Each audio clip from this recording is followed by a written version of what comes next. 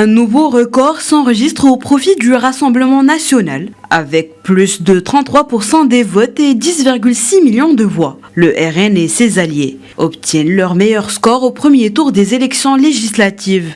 39 candidats lepénistes sont donc élus. Marine Le Pen, Sébastien Chenu et Julien Oudoul figurent parmi la liste. Le nouveau Front populaire se positionne en deuxième place, s'octroyant ainsi près de 28% des suffrages. Le parti compte déjà 32 élus. Le coup de poker du président français lui a valu la troisième position, avec seulement 20% des votes. C'est une défaite. C'est une défaite pour notre majorité, c'est une défaite pour notre camp.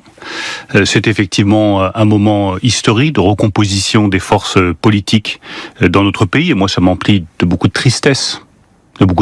Parce que je vois des millions d'électeurs qui savent parfaitement que le Rassemblement national est un danger pour notre nation, n'apporte aucune des réponses nécessaires aux questions de nos compatriotes.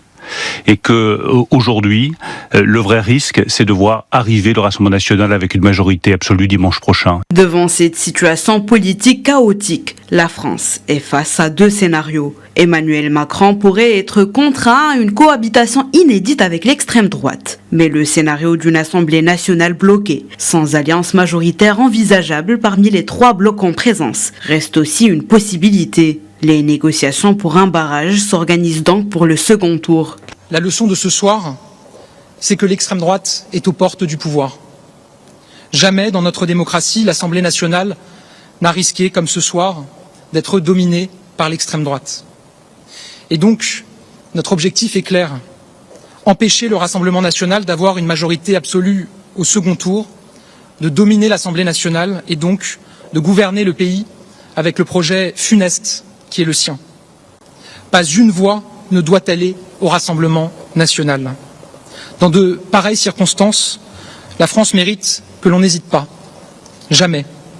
Si nous voulons être à la hauteur du destin français, il est de notre devoir moral de tout faire pour empêcher le pire d'advenir.